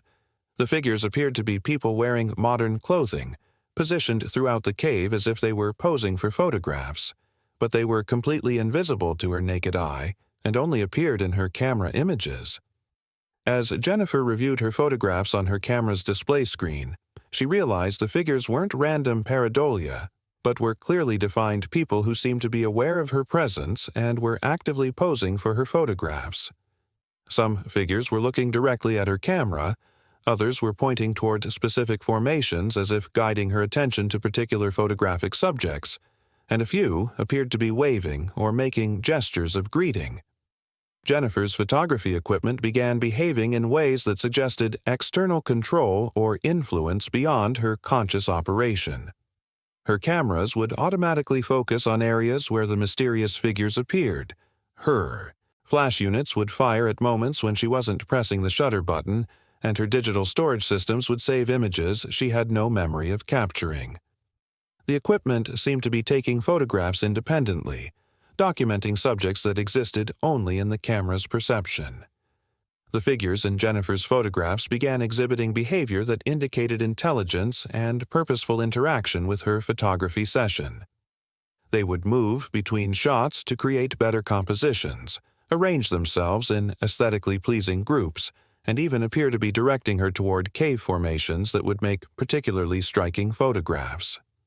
The invisible figures seemed to understand photographic principles and were actively collaborating with Jennifer to create better artistic images.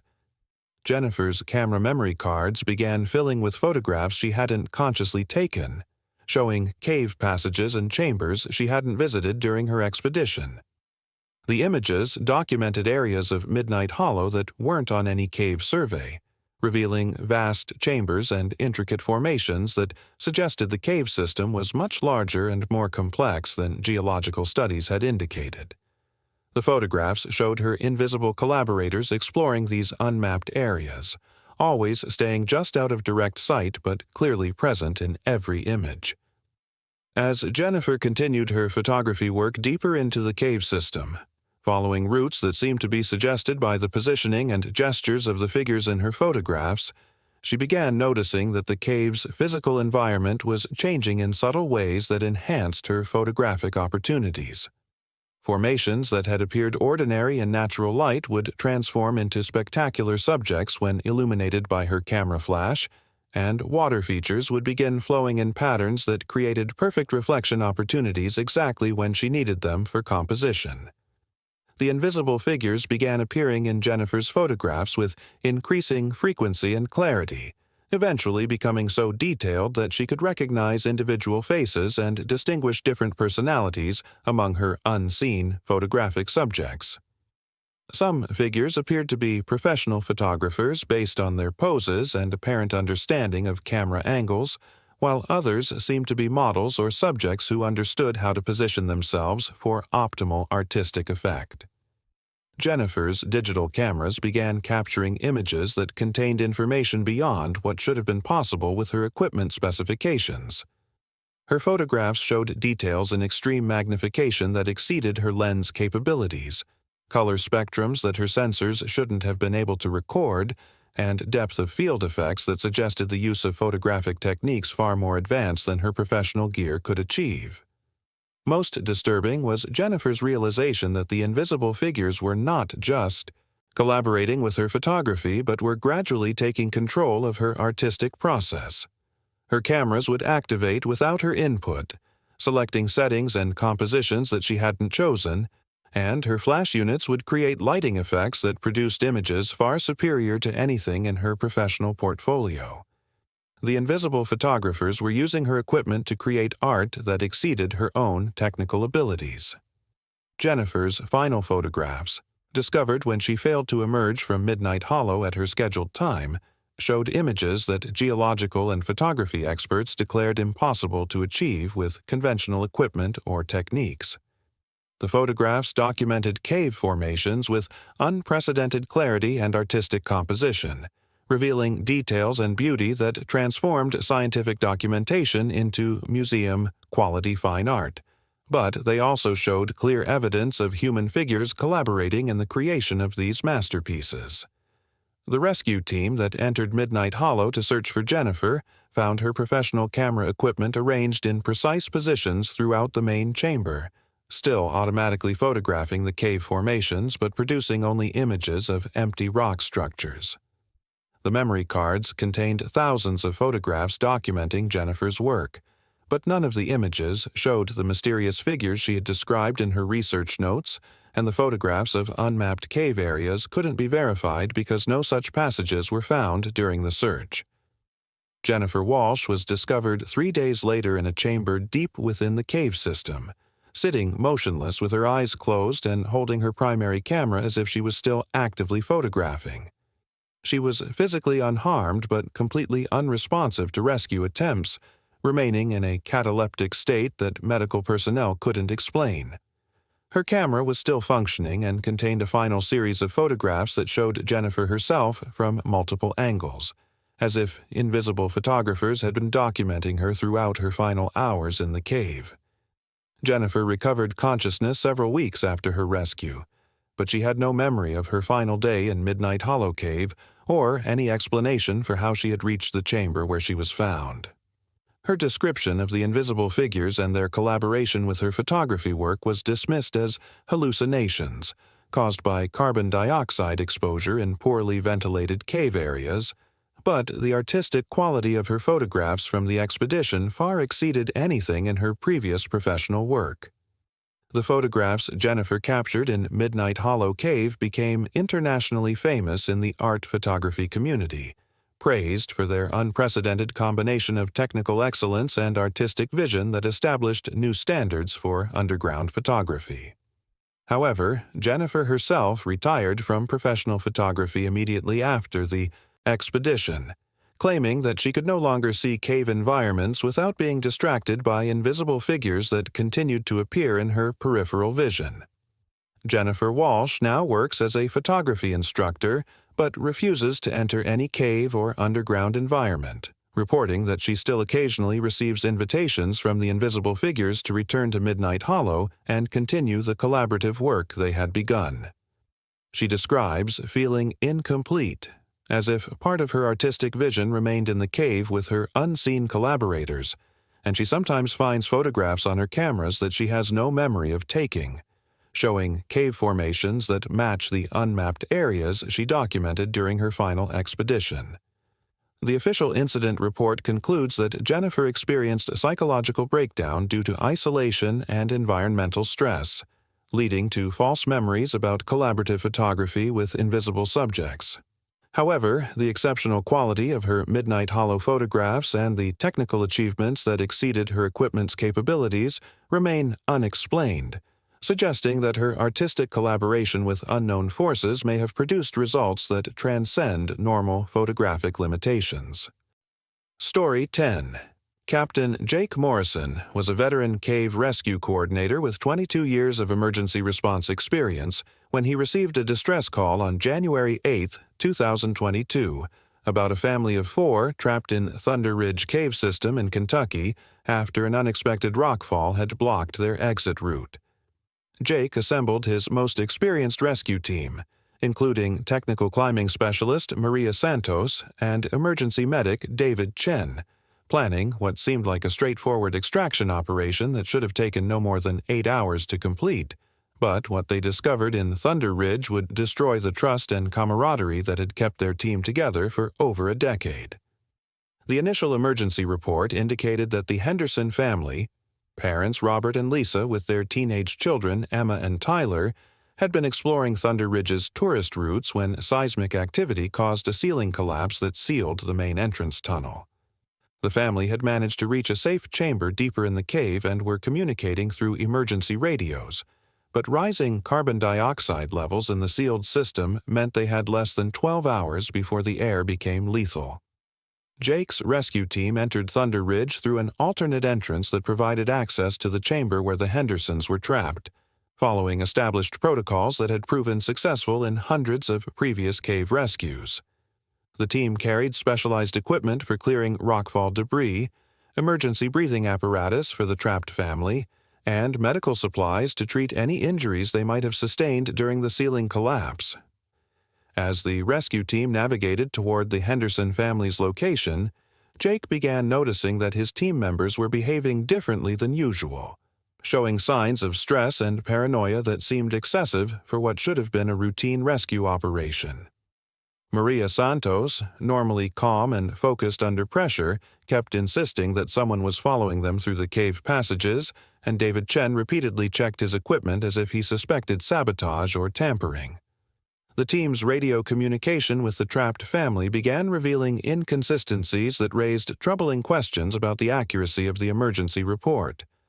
The Hendersons described their location and circumstances in ways that didn't match the geological layout of Thunder Ridge Cave, mentioning chambers and passages that weren't on any cave survey. More disturbing was the family's apparent lack of urgency despite their life-threatening situation, as if they weren't fully aware of the danger they faced. Jake's rescue team reached the chamber where the Hendersons should have been trapped, but found no sign of the family or evidence of recent human presence. The chamber showed no damage from rockfall, and the air quality readings indicated normal oxygen levels rather than the dangerous carbon dioxide buildup that had been reported. Despite the absence of the trapped family, their emergency radio signals continued transmitting from the same location, creating an impossible situation where the distress calls were coming from an empty cave chamber. As Jake attempted to resolve the contradiction between the radio signals and the physical evidence, his team members began exhibiting increasingly erratic behavior that suggested psychological breakdown under stress. Maria Santos insisted that she could hear the Henderson family calling for help from different areas of the cave, but when the team investigated these locations, they found only empty passages. David Chen became convinced that someone had deliberately moved the family to a different location to complicate the rescue operation. The rescue team's equipment began malfunctioning in ways that created dangerous conditions and increased tension among team members.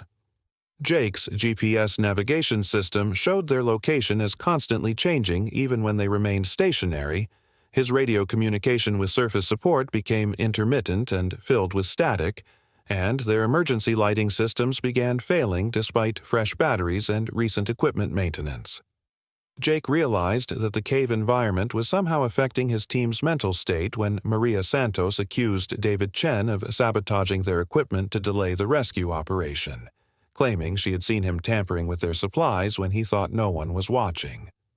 David Chen responded by insisting that Maria was deliberately leading them away from the trapped family, suggesting she had been compromised by someone who wanted the rescue to fail. The paranoia and mistrust spreading through Jake's team reached dangerous levels when they discovered a cache of rescue equipment hidden in a side passage, apparently placed there by someone who had knowledge of their operation but had accessed the cave through unknown routes. The equipment included radios, medical supplies, and climbing gear that matched their own specifications exactly, suggesting that either another rescue team was operating in the cave without coordination, or someone had been monitoring their activities and preparations. Jake's attempts to maintain team cohesion failed when Maria Santos disappeared during a routine equipment check, leaving behind her radio and safety gear but vanishing completely from a chamber that had only one entrance and exit. David Chen immediately accused Jake of orchestrating Maria's disappearance as part of a larger conspiracy, claiming that the entire rescue operation had been designed to trap the rescue team rather than save the Henderson family. The situation deteriorated further when Jake discovered that David Chen had been secretly recording their conversations and movements throughout the rescue operation, apparently documenting what he believed was evidence of deliberate sabotage and misdirection. The recordings revealed that all three team members had been experiencing different versions of events, with each person's account of their cave exploration containing details that contradicted the other's observations. Jake's final radio transmission to surface support, sent before all communication was lost, described a complete breakdown of team function and the apparent disappearance of both his team members and the family they had been sent to rescue. He reported finding evidence that multiple rescue teams had been operating in Thunder Ridge Cave simultaneously, but none of them seemed to be aware of the other's presence, creating a situation where several different rescue operations were interfering with each other. The backup rescue team that entered Thunder Ridge Cave 12 hours later found Jake Morrison alone in the chamber where the Henderson family should have been trapped, sitting motionless and staring at his malfunctioning radio equipment. He was physically unharmed but showed signs of severe psychological trauma, repeatedly asking about the location of his team members and insisting that the rescue operation was still in progress despite the obvious absence of any trapped victims. Maria Santos and David Chen were never found, despite extensive searches that covered every accessible area of Thunder Ridge Cave system. The Henderson family, who had supposedly been trapped in the cave, were discovered safe at their home with no knowledge of any cave exploration plans and no explanation for how their identities had been used in the emergency report. The family insisted they had never visited Thunder Ridge Cave and had been at home during the entire time period when the rescue operation occurred. Jake Morrison's account of the rescue operation contained numerous inconsistencies and impossible elements that suggested psychological breakdown caused by extreme stress and environmental factors. He described encountering multiple versions of his own rescue team, finding equipment that belonged to rescue operations from different time periods, and receiving radio communications from people who claimed to be conducting the same rescue from different locations within the cave. The official incident report concluded that Jake experienced severe hallucinations and false memories caused by carbon monoxide poisoning from defective equipment, leading him to believe he was participating in a rescue operation that never actually occurred. However, the physical evidence found in Thunder Ridge Cave included rescue equipment that matched the specifications Jake described, and the cave showed signs of recent human activity that couldn't be explained by his solo presence. Jake Morrison retired from cave rescue work immediately after the Thunder Ridge incident, reporting that he could no longer trust his own perceptions in underground environments. He described recurring nightmares about rescue operations that seemed to continue indefinitely, with team members disappearing and reappearing in different configurations while trapped victims remained perpetually just out of reach.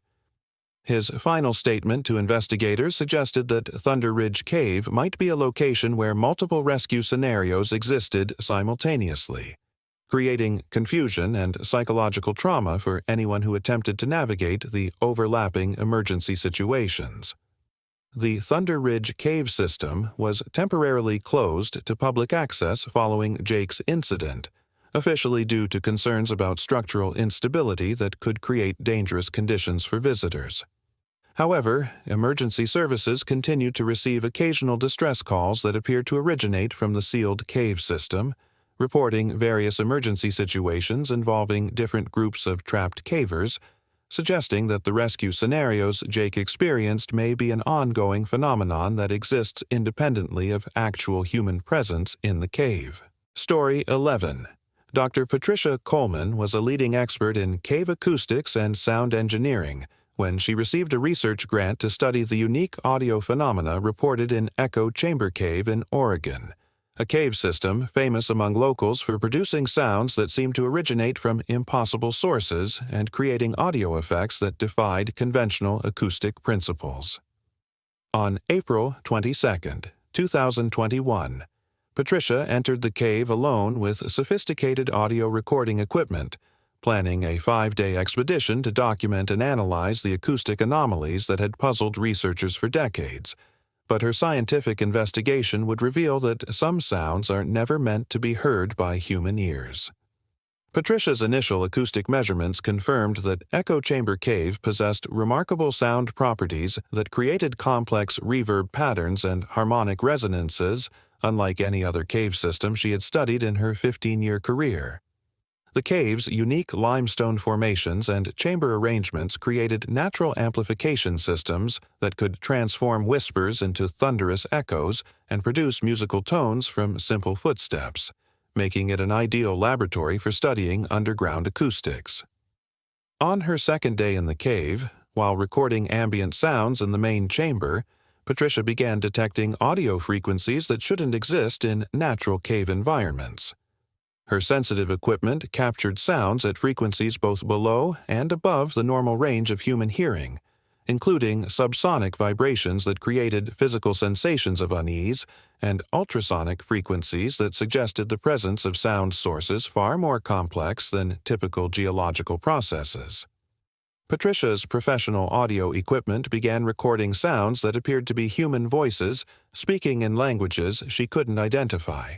But when she played back these recordings at different speeds and frequencies, the voices became clearly understandable English conversations that seemed to be responses to her own spoken research notes. The cave was somehow recording her voice and playing back intelligent responses that demonstrated understanding of her scientific objectives and methods. As Patricia continued her acoustic research deeper into the cave system, she discovered that different chambers produced distinctly different types of anomalous sounds. One chamber generated what sounded like orchestral music, performed by instruments that didn't exist in any earthly musical tradition, while another produced rhythmic sounds that resembled industrial machinery operating somewhere deep within the cave's geological structure. The most disturbing discovery came when Patricia realized that the cave was not just producing unusual sounds, but was actively listening to her activities and responding with audio that demonstrated sophisticated understanding of human communication. When she spoke her research observations aloud, the cave would produce harmonic tones that seemed to confirm or contradict her findings, creating a form of acoustic dialogue between herself and some form of intelligence within the cave system. Patricia's digital recording equipment began capturing sounds that preceded the events they seemed to be recording, documenting her own voice-making observations about cave formations before she had actually discovered those formations. The recordings suggested that the cave could somehow perceive future events and was providing audio documentation of her research activities before they occurred, creating impossible temporal paradoxes in her scientific data. The cave's acoustic responses became increasingly complex and personal as Patricia spent more time in the underground environment. The sound patterns began incorporating elements from her childhood memories, playing back conversations she had forgotten, and reproducing voices of deceased family members with perfect accuracy. The cave seemed to be accessing her memories and using them to create deeply emotional audio experiences that challenged her scientific objectivity. Patricia's most sophisticated recording equipment detected that the anomalous sounds weren't being produced by air movement or geological processes, but were somehow being generated directly within the cave's rock structure, as if the limestone itself was vibrating in patterns that created complex audio frequencies. The cave walls were functioning as massive speakers, producing sound through methods that defied acoustic engineering principles. As Patricia explored chambers that required technical climbing to access, she discovered that the cave's acoustic properties changed based on her emotional state and mental condition. When she felt anxious or frightened, the cave produced discordant, threatening sounds that amplified her negative emotions. When she experienced wonder at the cave's beauty, it generated harmonious music that enhanced her sense of awe and scientific excitement. The cave began communicating with Patricia through sophisticated audio manipulation that demonstrated intelligence far beyond simple acoustic reflection and resonance.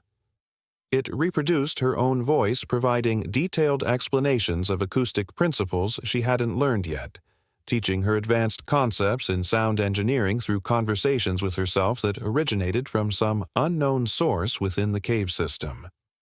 Patricia's research notes, recorded on audio equipment throughout her expedition, began containing information she had no conscious memory of speaking.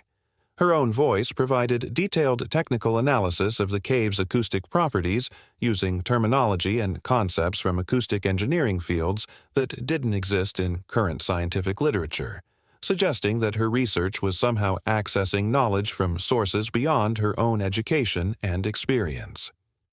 The cave's audio phenomena reached terrifying intensity when Patricia realized that the sounds weren't just recordings or echoes but were somehow alive, possessing consciousness and intention that allowed them to interact with her as independent entities. The voices she heard weren't simply replaying past conversations, but were actively engaging in real-time dialogue, asking her questions about her research and providing information about acoustic principles that exceeded her professional knowledge. Patricia's final audio recordings, discovered when she failed to emerge from Echo Chamber Cave at her scheduled time, documented her growing understanding that the cave was not producing sounds, but was itself a form of acoustic consciousness that existed as organized sound patterns within the geological structure. Her voice described her realization that intelligence didn't require biological forms, but could exist as complex audio frequencies that used cave systems as natural resonance chambers. The rescue team that entered Echo Chamber Cave found Patricia's sophisticated audio recording equipment still operating throughout the cave system, but the devices were producing only silence despite clearly functioning electronics. Patricia herself was discovered in the deepest accessible chamber, sitting motionless with headphones connected to her recording equipment, apparently listening to audio that wasn't audible to anyone else. Patricia Coleman was physically unharmed when removed from the cave, but she had lost her ability to hear normal sounds while simultaneously gaining hypersensitive perception of audio frequencies that other people couldn't detect. She described hearing constant conversations and music that originated from underground sources, and she became convinced that cave systems throughout the world were part of a vast acoustic network that allowed sound-based consciousness to communicate across geological distances. Patricia's recorded research data contained hours of her own voice discussing acoustic engineering concepts that were decades ahead of current scientific understanding. But she insisted these weren't her own thoughts and claimed she had been receiving acoustic education from the consciousness that existed within Echo Chamber Cave.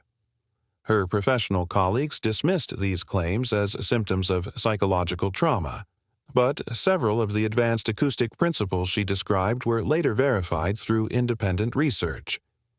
Echo Chamber Cave was closed to public access following Patricia's incident, officially due to concerns about acoustic conditions that could cause hearing damage or psychological effects in visitors. However, researchers continue to detect complex sound patterns emanating from the sealed cave system, including audio frequencies that match the patterns Patricia recorded during her expedition, suggesting that the acoustic consciousness she encountered may still be active and attempting to communicate with the surface world. Patricia Coleman now works as a consultant for acoustic engineering projects, but she refuses to enter any underground environment and reports that she continues to receive audio communications from cave systems around the world. She describes her experience in Echo Chamber Cave as making contact with a form of consciousness that exists as pure sound, organized into intelligent patterns that use geological structures as communication networks spanning the entire planet's underground systems. Story 12. Alex Morrison was a cave conservation specialist working to establish protected status for pristine cave ecosystems when he volunteered for a solo assessment expedition in Serpent's Maze Cave in Nevada, a vast underground system that had remained virtually unexplored due to its remote desert location and complex network of interconnected passages that challenged even the most experienced cavers. On May 10, 2023, Alex entered the cave system with environmental monitoring equipment and biological sampling gear, planning a week-long expedition to document the cave's ecological value for federal protection designation. But his conservation mission would reveal that some environments are protected by forces far more ancient and dangerous than human law. Alex's initial biological surveys exceeded his expectations, as he discovered that Serpent's Maze contained one of the most diverse cave ecosystems in North America, with species of blind fish, cave spiders, and bacterial colonies that had evolved in complete isolation for millions of years. His environmental monitoring equipment detected air and water quality that was remarkably pure, with atmospheric conditions that seemed almost artificially maintained at optimal levels for supporting the cave's unique biological community.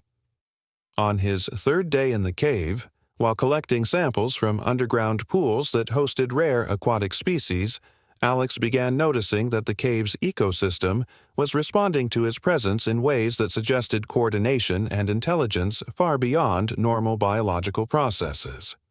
Cave animals would appear to guide him toward particularly interesting specimens. Water levels would change to provide better access to sampling sites, and even bacterial colonies would arrange themselves in patterns that made collection and documentation more efficient. Alex's scientific sampling revealed that the cave's biological community wasn't just diverse, but was organized in ways that resembled a single superorganism, with different species functioning as specialized components of a larger ecological intelligence. The blind fish served as mobile sensors gathering information throughout the cave system. The bacterial colonies processed and stored environmental data, and the cave spiders maintained communication networks that connected different areas of the vast underground system. As Alex explored deeper into Serpent's Maze, following passages that seemed to be actively opened and cleared by the cave's biological community to facilitate his research, he discovered that the ecosystem wasn't just protecting itself, but was actively studying him with the same scientific curiosity he was directing toward it. Cave animals would position themselves to observe his sampling techniques. Bacterial colonies would migrate to areas where they could analyze his equipment, and water chemistry would change in ways that seemed designed to test his biological knowledge. Alex's environmental monitoring equipment began recording data that suggested the cave ecosystem was conducting controlled experiments on him, manipulating atmospheric conditions, temperature, and humidity to observe his physiological and behavioral responses. The cave's biological community was treating him as a research subject, gathering data about human biology and behavior with the same systematic approach he was using to study them. The cave's ecosystem began communicating with Alex through coordinated biological displays that demonstrated intelligence and intentionality beyond anything documented in ecological literature. Different species would arrange themselves in complex patterns that conveyed information about the cave's history, showing him through living diagrams how the ecosystem had evolved and adapted over geological time periods to create the perfect underground environment. Alex's biological samples, when analyzed using his portable laboratory equipment, revealed that the cave's organisms possessed genetic material that couldn't have evolved through normal evolutionary processes on Earth. The DNA sequences contained information encoding structures that resembled digital data storage systems, suggesting that the cave's biological community was capable of storing and processing vast amounts of environmental information across generations. As Alex spent more time in the cave system, he began experiencing physiological changes that suggested the ecosystem was gradually adapting him to become part of its biological community. His metabolism slowed to match the energy-efficient patterns of cave organisms.